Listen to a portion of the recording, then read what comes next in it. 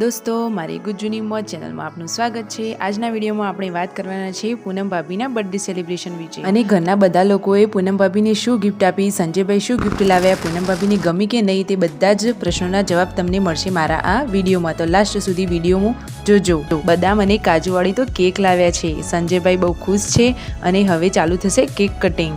ઘરના બધા લોકો ભેગા થઈ ગયા છે, કેક કટિંગની શરૂઆત થઈ ગઈ છે અને રાકેશભાઈ તો જુઓ પૂનમ ભાભી ઉપર કેવો સ્પ્રે લગાવી રહ્યા છે અને પોતે તો ભૂત જેવા થયા છે એવું ગુડ્ડુ કહે છે। સાચી વાત ને? પૂનમ ભાભી કેક કટિંગ કરી રહ્યા છે। જોઈએ પહેલી કેક કોને ખવડાવે છે, તો ગુડ્ડુ પૂનમ ભાભીને કેક ખવડાવે છે। પછી પૂનમ ભાભી તેમના સાસુને કેક ખવડાવે છે અને શિલ્પા ભાભી અને પૂનમ ભાભી એકબીજાને કેક ખવડાવે છે અને પાર્વતી ભાભી પણ કેક ખવડાવે છે। બર્થડે સેલિબ્રેશન તો એકદમ જક્કાસ થઈ ગયું છે। સાચી વાત ને? હવે પૂનમ ભાભી સંજયભાઈને કેક ખવડાવે છે અને સંજયભાઈ પૂનમ ભાભીને। વાહ, બાકી જોરદારની જોડી છે। પૂનમ ભાભી રાકેશભાઈને પણ કેક ખવડાવે છે।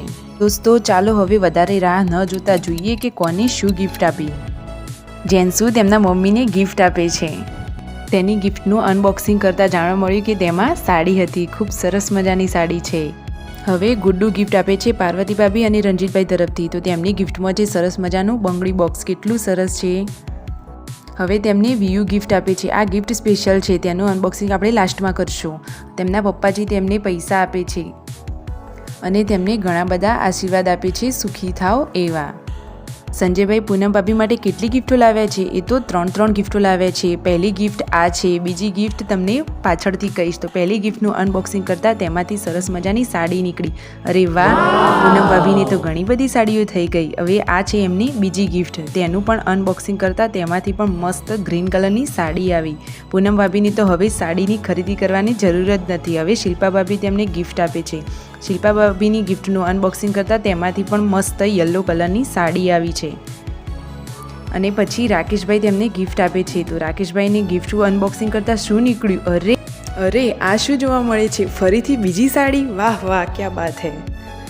ઘરના લોકો તો હવે એમ કહે છે કે પૂનમ ભાભીને તો લગ્ન વખતે સાડીઓ ખરીદવાની જરૂર જ નથી। હવે આ છે લાસ્ટ ગિફ્ટ, જે તમને કહ્યું હતું કે લાસ્ટમાં ખુલશું। તો દોસ્તો હવે ઇંતજારની ઘડી ખત્મ થાય છે અને આ ગિફ્ટનું અનબોક્સિંગ થઈ ગયું છે। તેમાં મસ્ત છે ચાંદીની પાયલ। શું છે? ચાંદીની પાયલ।